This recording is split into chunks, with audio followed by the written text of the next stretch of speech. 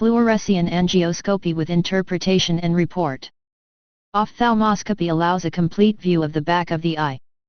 This procedure is for detection of abnormalities of retinal blood vessels. The patient's eyes are dilated. The angioscopy begins when a small amount of fluorescein dye is injected into the arm. The dye is transported to the eye through the blood vessels.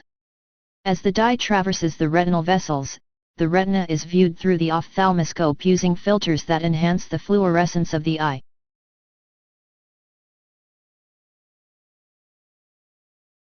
Fluorescein angiography includes multiframe imaging, with interpretation and report, unilateral or bilateral.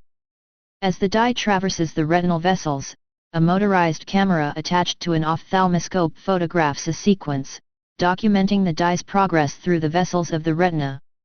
Both eyes are photographed. The photographs are black and white. The circulation takes seconds, but photography continues in 10 to 30-minute intervals to check for late leakage of recirculating dye. The physician reviews the film and makes a diagnostic evaluation of the patient's retina.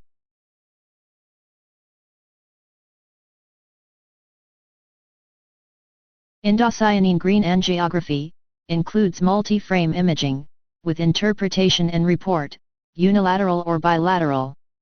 As the dye transverses the choroid, a motorized camera attached to an ophthalmoscope photographs a sequence, documenting the dye's progress through the choroidal vessels. The photography is generally performed bilaterally, but may be performed unilaterally. Photographs are in black and white. Timing for photography is determined by arm to retinal time. This is estimated at about 10 seconds in young patients and 12 to 18 seconds in older patients.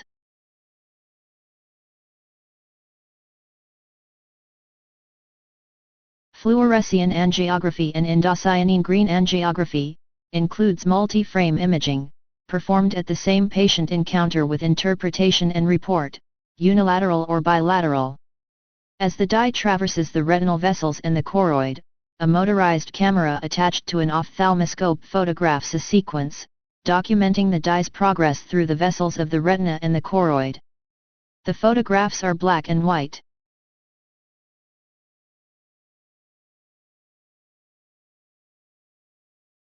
Circulation takes seconds, but the photography continues in 10 to 30-minute intervals to check for late leakage of recirculating dye. The physician concurrently reviews the film and makes a diagnostic evaluation of the patient's retina and choroid. Report this service when performed on one or both eyes.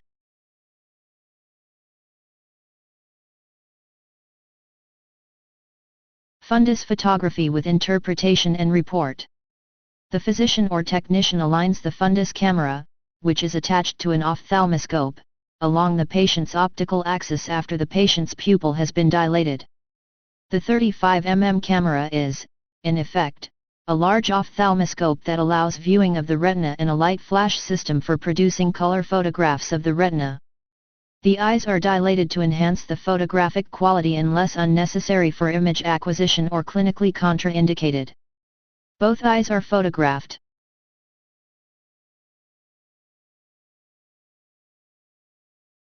Ophthalmodynamometry.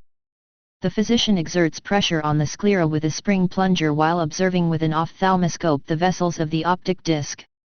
Ophthalmodynamometry gives a measurement of the relative pressures in the central retinal arteries. It is also an indirect means of assessing carotid artery flow on either side.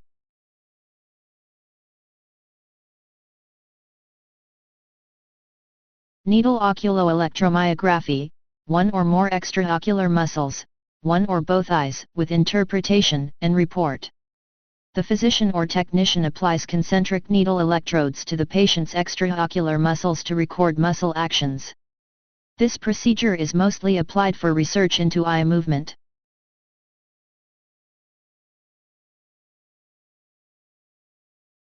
Electroculography with interpretation and report.